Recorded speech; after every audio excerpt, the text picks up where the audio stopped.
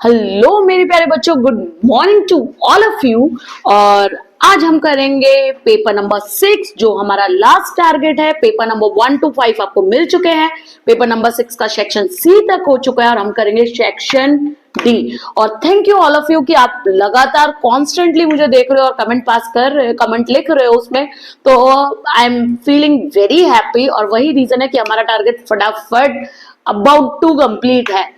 तो चलो फटाफट स्टार्ट करते हैं। Question number 37 section D paper number 6। Let's go to our screen. चलो देखते हैं क्वेश्चन नंबर 37 कौन सा है।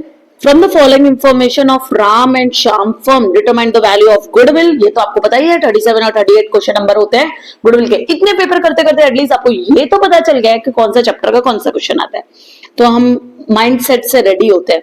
On the basis of 3 years of purchase है, 5 year वेटेड एवरेज प्रॉफिट। ऐसे क्वेश्चन एग्जाम में आ जाए तो क्या हो जाए। चलो लिखो फटाफट, it's so easy.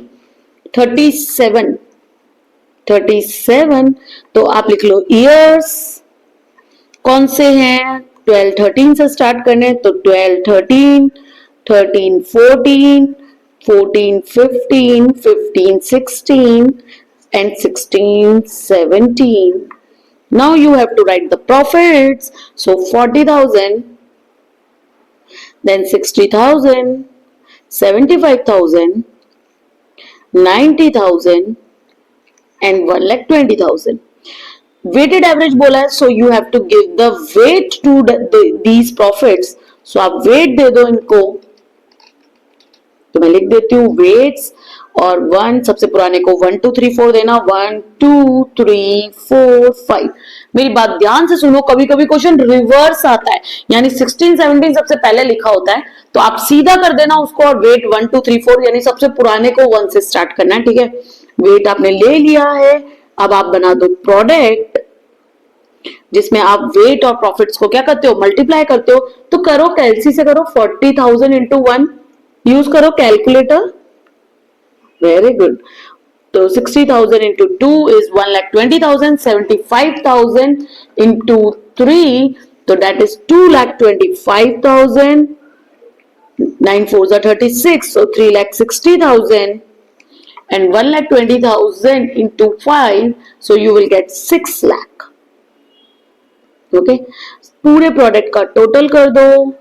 6 lakh plus 3,60,000 plus 2,25,000 plus, और इसको मैं 1,60,000 कर देती हूँ एक साथ। सो यू विल गेट 13,45,000। इसका टोटल हमें पहले ही पता है कितना आता है, 15 आता है। ठीक है, चलो लिख लो टोटल प्रॉफिट। लिखो weighted average profit is equal to total weightage profit divided by, पूरा पूरा लिखना, आप ऐसे मत लिखना जो मैं लिख रही हूँ। ये टोटल वेटेड प्रॉफिट यानी प्रोडक्ट वाले कॉलम का टोटल है, डिवाइडेड बाय टोटल वेट। आप पूरा पूरा लिखेंगे, ठीक है। टोटल वेट लिख लो 13 लाख। मैं नीचे लिखती हूँ, एक काम करती हूँ, रुको यहाँ नहीं। 13,45,000 divided by 15. So divided by 15. So you will get 89,666.67.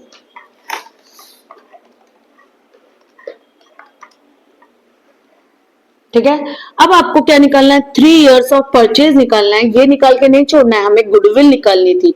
तो goodwill is equal to 3 years of purchase है, तो पहले लिखना weighted average profit multiply by number of years of purchase. तो आया 89,666.67 multiply by 3। So you will get to, अब 999 आ रहा है तो मैं उसको 1 प्लस कर देती हूँ उसमें, तो you will get 26,90,000।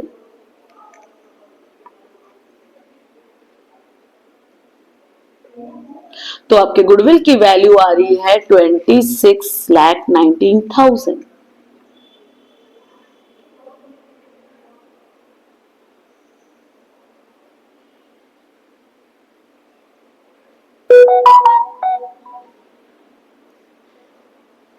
डन। चलो तो आगे चलते हैं, ले लो स्क्रीनशॉट लो क्वेश्चन नंबर 38 पर।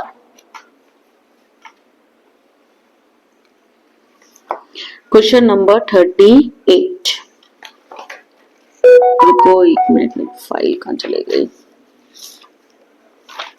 तो देखो क्वेश्चन नंबर 38 में क्या बोला, ये भी कौन किसका क्वेश्चन होता है, गुडविल का ही क्वेश्चन होता है। तो हम पढ़ लेते हैं।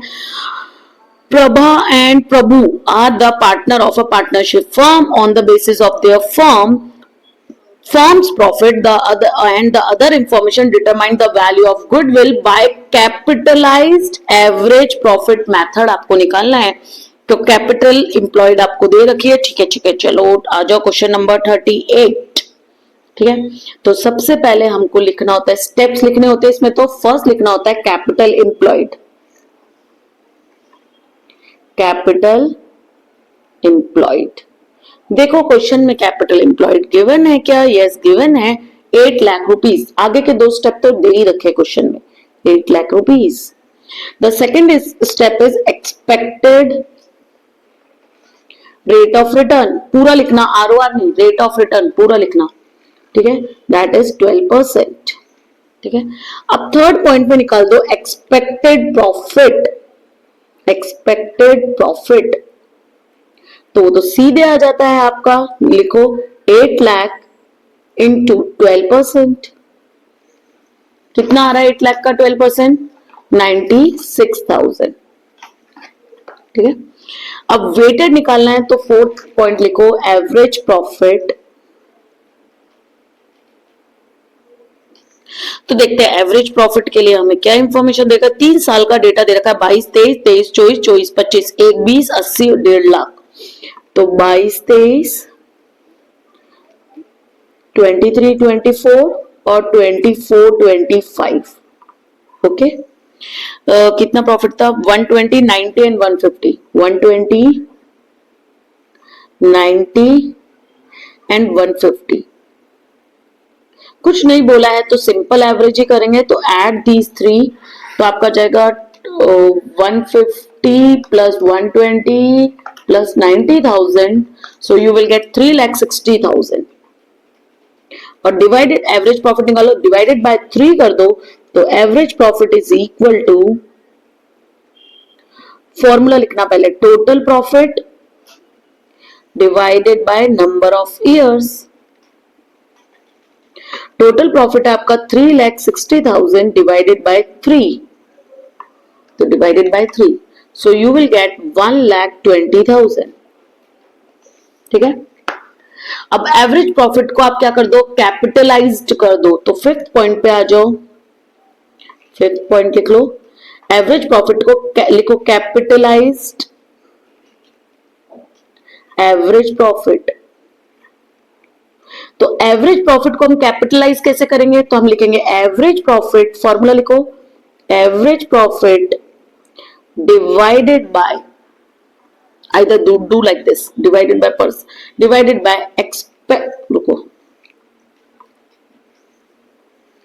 एक काम करो, यहां पे ऐसे मत लिखो, ऐसे लिखो, into 1 by expected rate of return, या फिर नीचे परसेंटेज दबाना। Average profit divided by expected rate of return करो तो परसेंटेज का साइन दबाना।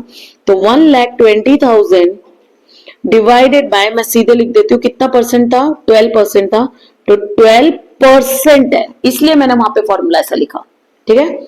तो लिखो 1,20,000 डिवाइडेड बाय 12%, सो आपकी वैल्यू आएगी 10 लाख। तो कैपिटलाइज्ड एवरेज प्रॉफिट कितना आता है आपका, 10 लाख, जबकि एक्चुअल कितनी लगी हुई हमारी 8 लाख, तो 2 लाख रुपए का होगा, गुडविल का होगा, ठीक है। तो लिखो 6 पॉइंट, इसमें डायरेक्ट आती है गुडविल, तो लिखो goodwill is equal to, goodwill is equal to capitalized average profit minus actual, या कैपिटल एम्प्लॉयड लिख दो, एक्चुअल कैपिटल या फिर कैपिटल एम्प्लॉयड माइनस कैपिटल, क्योंकि ऊपर कैपिटल एम्प्लॉयड लिखा था, तो कैपिटल एम्प्लॉयड लिखो, यानी एक्चुअल कैपिटल जितनी बिजनेस में लगी हुई है। तो 10 लाख रुपए minus 8 lakh rupees. So the value of the goodwill is 2 lakh rupees. Okay, done. अच्छा एक बात सुनो मेरी बात, ये इस थर्ड पॉइंट की तो जरूरत ही नहीं थी, फिर इसको तो एवरेज प्रॉफिट को कैपिटलाइज मेथड था ना. देखो capitalisation of average profit method, तो थर्ड पॉइंट की जरूरत नहीं थी, तो मैं थर्ड वाला यहां से हटा देती हूँ. थर्ड इसकी जरूरत नहीं थी आपको, ठीक है, लिखोगे तो भी गलत नहीं है, पर थर्ड पॉइंट की जरूरत नहीं थी. ले लो 38 स्क्रीनशॉट ले लो. डन. चलो 39 पर आ जाते हैं हम. एक मिनट दो मुझे, यहां पे नहीं लिखेंगे हम, यहां पे लिखेंगे क्वेश्चन नंबर 39. देखते हैं क्या क्वेश्चन है. चलो, the Embridge profit and loss statement ending 31/3/2024 and 31/3/2025 of Gyanda Company Limited are given as follows. Prepare comparative statement of profit and loss statement. और इनकम टैक्स दे रखा है, तो पहले तो जैसे क्वेश्चन में कॉलम दिए वो कॉलम तो बना लो, और उसके एक्स्ट्रा आपको 2 कॉलम एक्स्ट्रा बनाने पड़ेंगे. तो लिखो कंपैरेटिव स्टेटमेंट, ऊपर लिखो ये मेरे पास इतनी जगह में आ जाएगा. Let me try. Comparative statement, ठीक है. अब मैं बनाती हूँ एक पर्टिकुलर का कॉलम, ठीक है, एक नोट नंबर जिसमें कुछ नहीं लिखना, वो मैं छोटा ही बनाऊंगी. फिर आपको 4 कॉलम बनाने हैं, तो 1 2 3 4 आ जाएगा. लिख लो डेटा, तो पर्टिकुलर लिखो, पर्टिकुलर, नोट नंबर, ईयर्स आपको दे रखे, सीधे ही लिखना 31/3/24 और 31/3/25. देन अमाउंट इंक्रीज डिक्रीज और परसेंटेज इंक्रीज डिक्रीज. डिक्रीज को माइनस में डाल देना.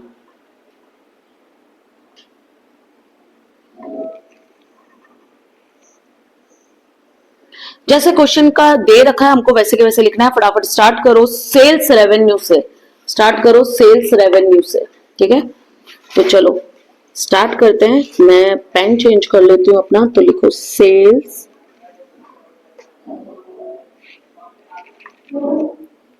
रेवेन्यू. कितना दे रखा है सेल्स रेवेन्यू? सीधा ही दे रखा है तो ऐसे कैसे लिखना पड़ेगा, नहीं तो ज्यादातर रिवर्स दे रखा होता तो हम पीछे से पढ़ते थे.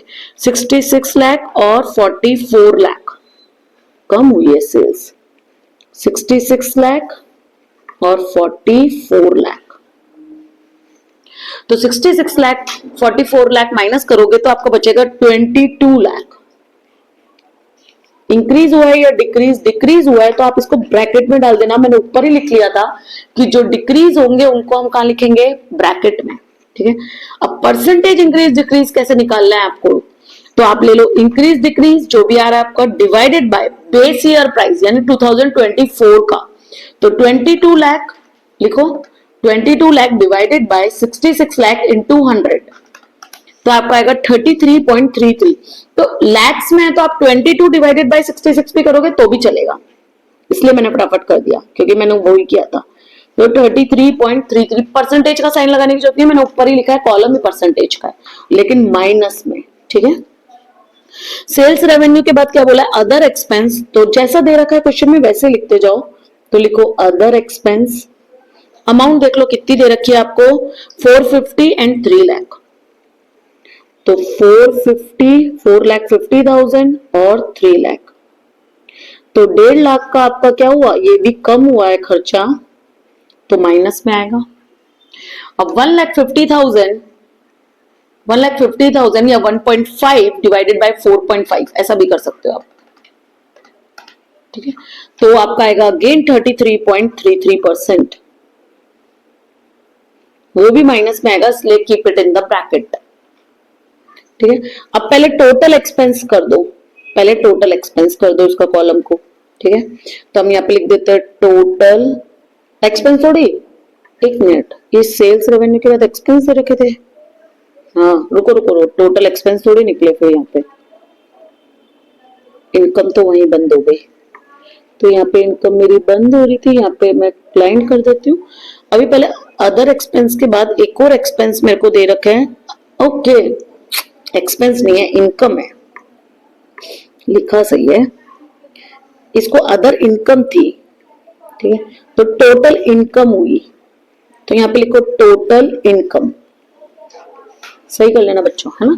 टोटल इनकम है, अदर इनकम है, मेरे को एक्सपेंस लगा। ठीक है, अब टोटल इनकम कर लो तो 66 प्लस 4 कितने हो गए? 66 प्लस 4,50,000 कितना हो गया? 70 हो गए। 66 lakh plus 4,50,000, so you will get 70,50,000। 70,50,000, जगह कम है इसलिए मैं तिरछा लिख रही हूँ। ठीक है, आप अगर जगह ज्यादा बनाना तो सीधा भी लिख सकते हो। तो 43 प्लस 3 कितने हो गए? 44 प्लस 3 कितने हो गए? 47 लाख। इन दोनों को आप प्लस करेंगे तो 23,50,000। माइनस में तो ब्रैकेट लगा देना माइनस में। अब लिखो 23,50,000 डिवाइडेड बाय 70,50,000, तो आंसर तो वही आएगा ना 33। तो 33.33% माइनस में लिखना। तो ये टोटल इनकम आ गई आपकी। अब आपको क्या करना है? एक्सपेंस लिखना है, एक्सपेंस, एक्सपेंस लिखो। एक्सपेंस कितने दे रखे हैं? 47,50,000 एंड 30,80,000। तो 47,52,000 और कितना था? 30,80,000। 30,80,000 माइनस कर लो 47,52,000 minus 30,80,000, so you will gate 16,72,000, वो भी माइनस में।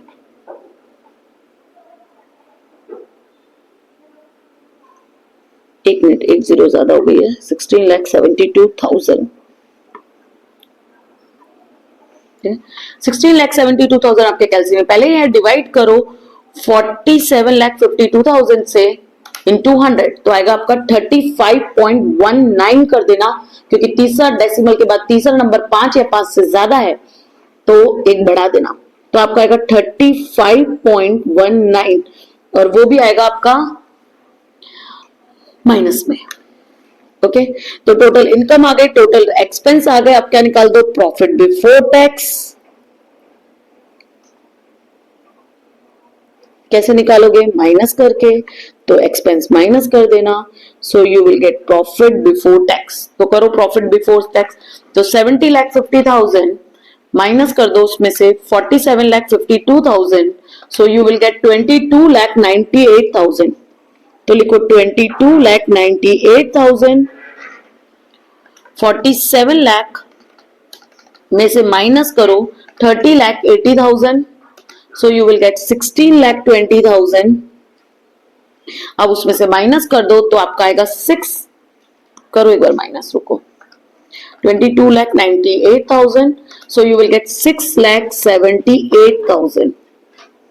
अब 6,78,000 divided by 22,98,000, so you will get 29.53%। तो लिख दो ही डेसिमल में बहुत है तो लिख लो 29.50, सॉरी 3 नहीं 50%।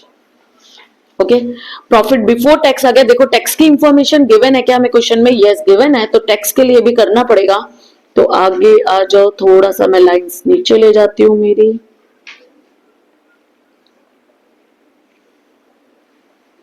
तो इसमें से माइनस कर देंगे टैक्सेस, कितना परसेंट है? At the rate 30%। तो उस 22,98,000 का 30% निकालो, सो आपका आएगा 6,89,400।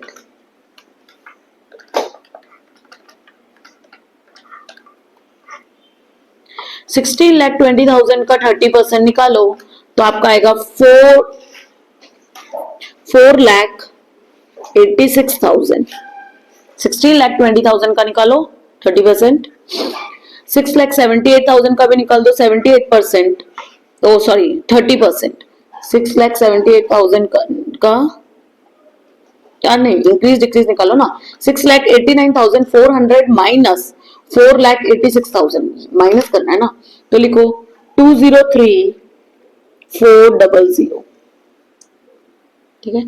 अब 203,400 डिवाइडेड बाय 6,89,400, तो आपका वही आएगा 29.50, और नीचे आफ्टर टैक्स के बाद भी ये तो यही आना है 29.50, ठीक है।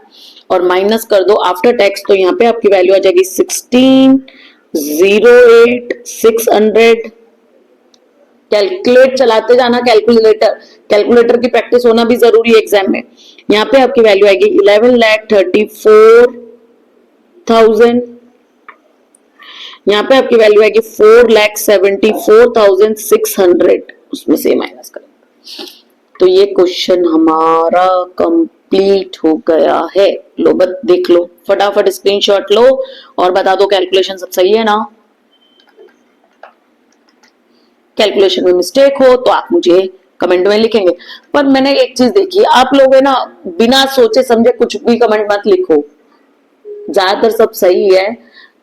कुछ बच्चे बोलते हैं मैम डिसोल्यूशन में रियलाइजेशन बनाने के लिए बोला था, डिसोल्यूशन का अगर डिसोल्यूशन में ही रियलाइजेशन अकाउंट बनाते हैं तो जब एंट्री बोलेंगे तो रियलाइजेशन से ही होगी। डिसोल्यूशन अकाउंट डेबिट लिखूं, कौन सी बुक में लिखा है, ठीक है। तो एक बार आप गलती है, गलती हो सकती है, आई एम ऑल्सो ह्यूमन, लेकिन एक बार जब भी आप ऐसा लिख रहे हो कि मैम आप ये गलत कर रहे हो, तो पहले आप क्रॉस वेरीफाई कर लो, फिर आप मेरे को ये कमेंट लिखो, ठीक है। चलो डन, ओके 39 हो चुका है। अब आ जाते हैं हम किस पर, 40 पर। तो आ जाओ मेरे साथ, क्वेश्चन नंबर 40 कहां लिखेंगे हम, यहां लिखेंगे।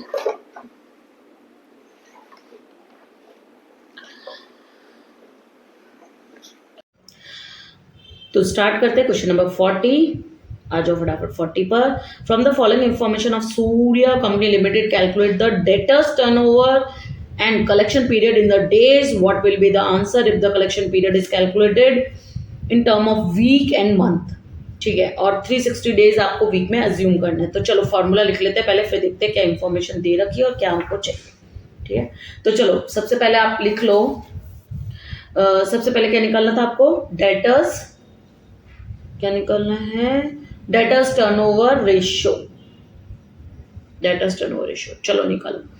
तो debtors turnover ratio is equal to लिखो, लिखो debtors turnover ratio is equal to, formula लिख लो पहले ताकि पता चले क्या दे रखा है।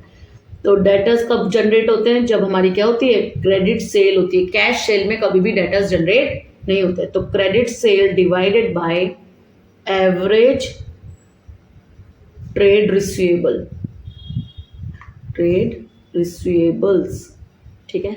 अब देखते हैं क्रेडिट सेल हमको दे रखी है क्या और एवरेज ट्रेड रिसीवेबल हमको दे रखे हैं क्या, उस इंफॉर्मेशन के बेसिस पे हम आगे के फॉर्मूला लिखेंगे।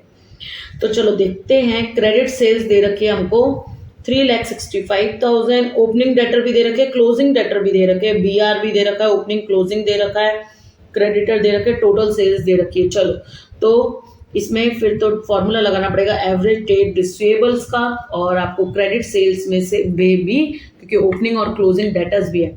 तो देखो आ जाओ फटाफट, सबसे पहले एक काम करते हैं, क्रेडिट सेल ही निकालते हैं। तो ये थोड़ी सी लाइन जगह छोड़ के मैं वर्किंग नोट बनाती हूँ। कैलकुलेशन ऑफ क्रेडिट सेल्स, ठीक है। तो क्रेडिट सेल आपको दे रखी है कितने की, 3 लाख। क्रेडिट सेल कितने की दे रखी है आपको,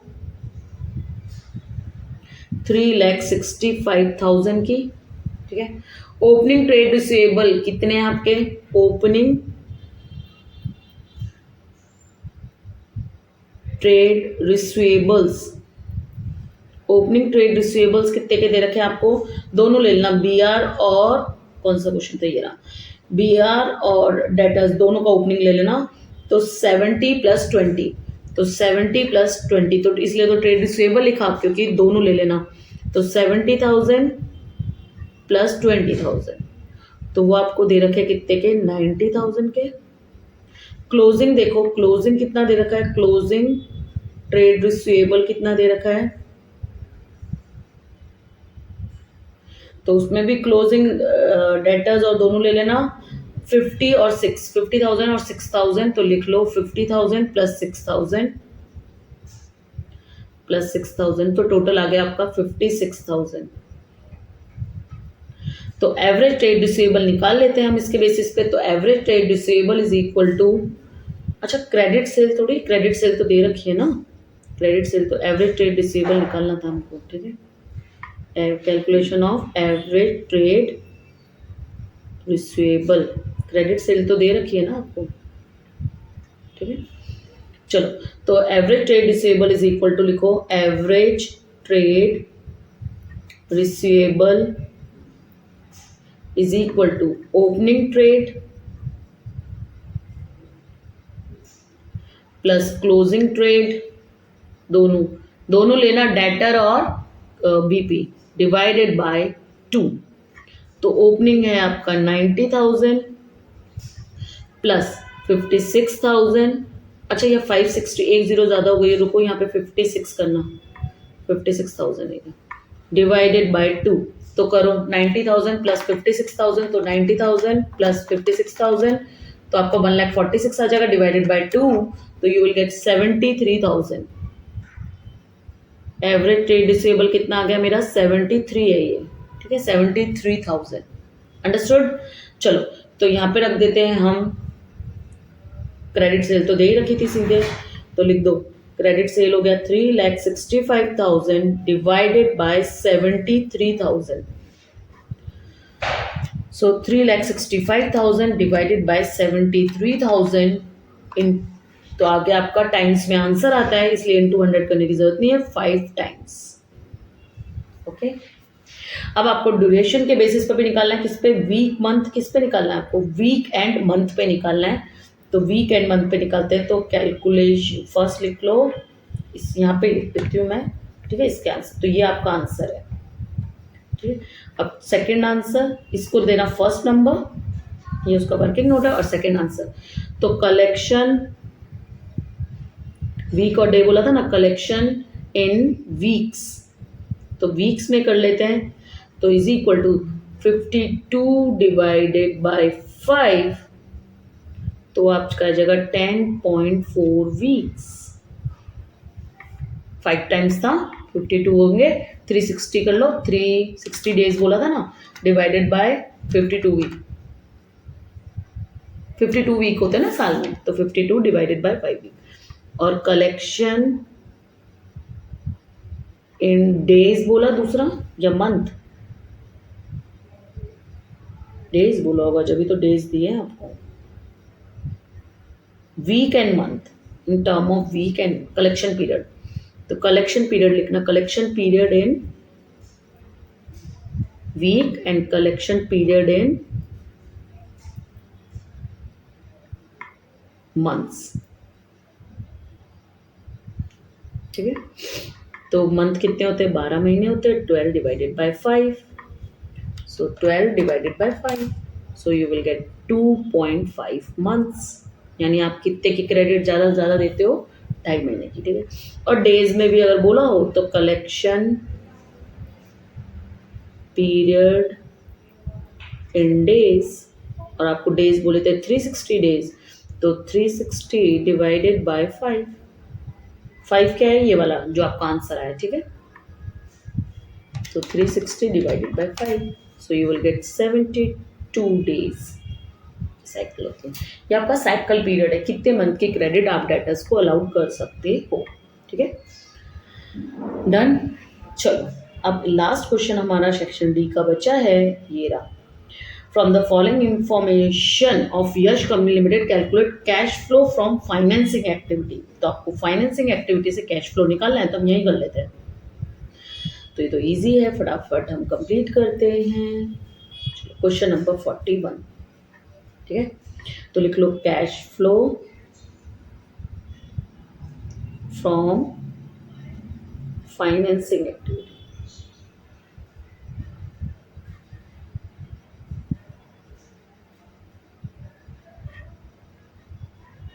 बुक्स ऑफ, ऐसे लिखा करो है ना, मेरे को कभी कभी याद आता है तो मैं आपको बोल देती हूँ, पर लिखना सब है।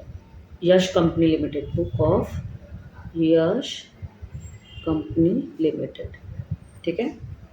चलो, तो आप इसका क्या कर लो, कॉलम बना लो। तो कॉलम कैसे बनाएंगे अपन, बताओ कॉलम कैसे बनाओगे, फटाफट बता दो। ठीक है, तो आपको एक अमाउंट का कॉलम लास्ट में खाली बना लेना है।